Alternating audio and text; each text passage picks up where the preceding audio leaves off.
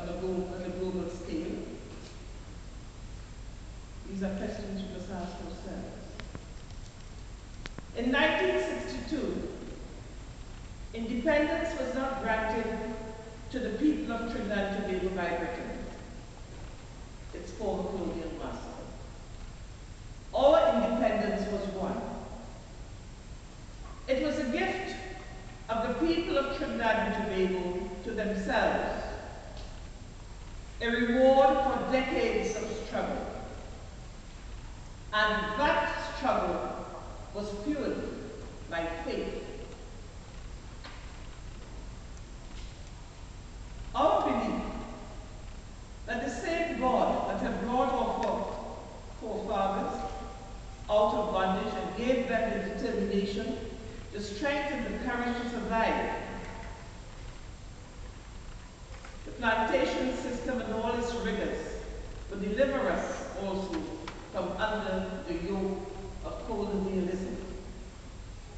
Or believe that we had the capacity not only to govern ourselves and forge a common destiny as a people, building a future out of a troubled past, but to play our part in world affairs as a sovereign nation and a confident and capable people. At home and abroad, we had demonstrated that we had the capacity and ability to intervene at all levels of social, economic, and political life. As early as 1900, Henry Sylvester Williams, a barrister in London, was instrumental in organizing the very first Pan-African Conference here in the United Kingdom. 45 years later, George Padmore was the main organizer of the 5th Pan-African Congress in Manchester that paved the way for the independence movement in Africa and the African diaspora in the Caribbean.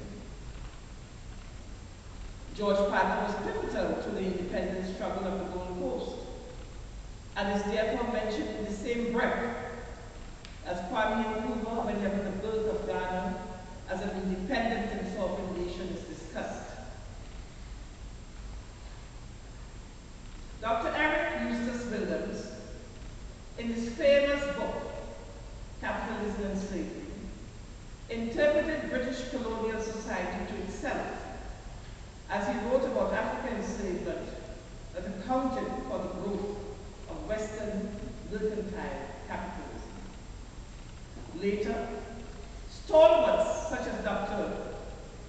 Rev'd Kapilwil, our former president, Dr. Hassan Asnan, as well as authors of school and university textbooks, helped to demonstrate our capacity as one people to utilize our combined skills and talents in the service of the nation. Uriah Butler, Captain Cipriani, Albert Ramsey, and others in the labor movement in Trinidad and Tobago waged a relentless struggle for bread, justice, and freedom. Therefore, it is important on occasions like this to acknowledge historical struggles of those who played a significant role globally in ensuring that the God-given resources of our country would not be controlled from abroad, and who place such great importance on national sovereignty. Our leaders 47 years ago had faith. Our leaders kept that faith. Our leaders had self-belief in large measure and refused to accept colonial denigration of us as a backward people. They demonstrated their ability to discuss and resolve their differences democratically for the good of all the nation, as is reflected in our national anthem, which we heard sung today, "Let every creed and race find an equal place." Today, Africans, Indians, Syrians, French Creole, Chinese, all live together as one nation, each preserving our cultural and religious traditions. Trinidad and Tobago nationals here in the United Kingdom celebrate emancipation, Indian arrival, Eid, spiritual Baptist liberation, demonstrating that our country is as multicultural as it is multi-faith. This is primarily what keeping the faith is all about. It is about understanding and preserving our God-given gifts. And in so doing, ensuring that these traditions are understood by our present generation and all those to come. And that they embrace their own responsibility to keep those traditions alive.